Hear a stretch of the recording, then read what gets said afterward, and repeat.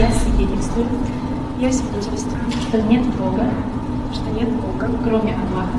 кроме Аллаха. Я свидетельствую, Я свидетельствую, что Мухаммад что Мухаммад раб посланник. его раб и посланник. Иншаллах. Когда мне дали в руки Коран, он был, конечно, русскоязычным.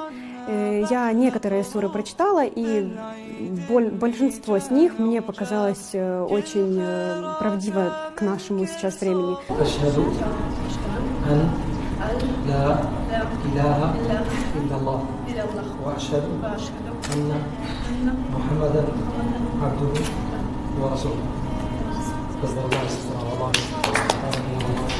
Честно, еще вообще никто не знает, что я приняла ислам. Знают только близкие люди, с которыми я здесь знакома уже в мечети.